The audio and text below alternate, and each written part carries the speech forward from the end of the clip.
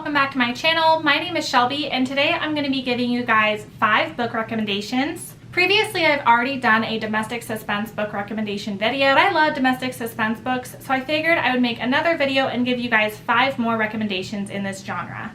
I will link all these down below and I would love to hear if you've read any of them and what your favorite domestic suspense books are. So let's get right into it. The first one I have to talk about is The Perfect Family by Shalini Boland. I love Shalini Boland for her really twisty and quick thrillers, and this one was no exception. This is about a woman who is a career-driven mom, and she's having a really hard time juggling work and home. She has a couple kids and she's married, and her mother-in-law recommends that she gets a nanny, and so she recommends her a local nanny and she hires this nanny. And at first she seems great, but then the mom believes that the nanny is trying to ruin her life. But of course no one believes her. They think the nanny is amazing and they think the mom is going crazy. But she is convinced that this nanny is trying to ruin her marriage and ruin her life. And this was so twisty, so good. I just love Shalini Boland's writing. You can't really guess what's going to happen, and they're not too lengthy, and definitely enough twists to go around. And this one I highly recommend. I just don't hear people talk about Shalini Boland enough, and her books are amazing. The next book I have to talk about is Our House by Louise Candlish, and this one I really enjoyed. I read it earlier this year.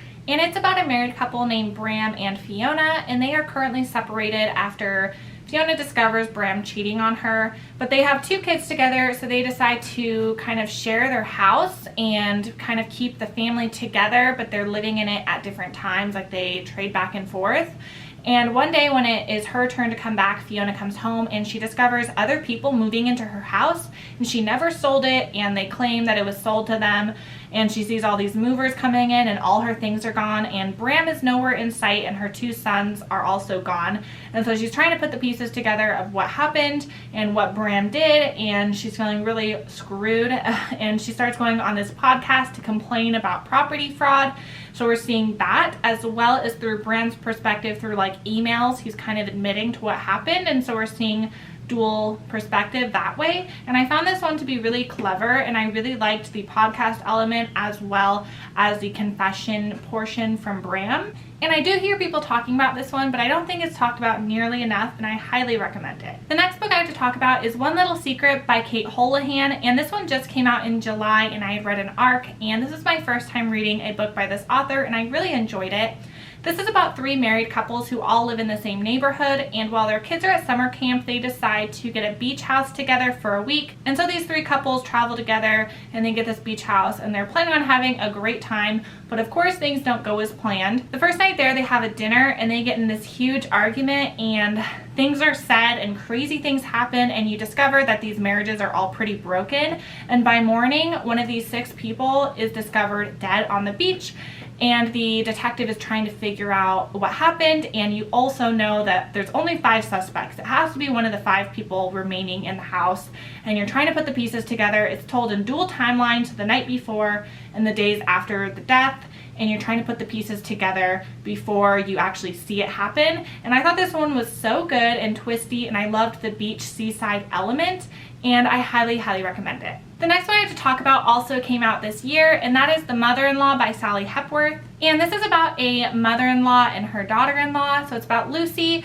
who married Diana's son, and they've had a really tumultuous mother-in-law, daughter-in-law relationship, and they've never really liked each other. And suddenly Diana says that she is terminally ill, and she then suddenly dies, and the police believe that she committed suicide, but then they discover that it might not have been suicide, that it could have been murder. And of course everyone looks at Lucy because Lucy is the one who really didn't like Diana, so they thought she had the biggest reason to kill Diana. And it's kind of this dynamic between her and Diana, and we're seeing both perspectives and kind of their relationship over the years and what happened, and kind of we see everything unfold, and is it really how it seems?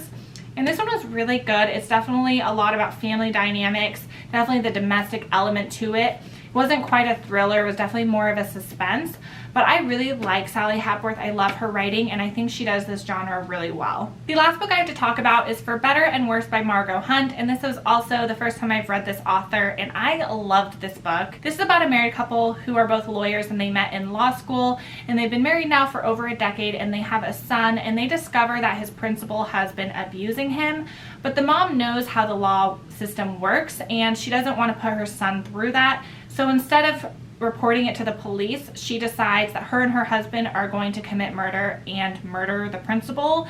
It sounds crazy because it is, and it is crazy. I listened to this one on audio and it was just done so well, and even my husband listened to it with me, and he's usually not a thriller person, and he thought this one was good as well.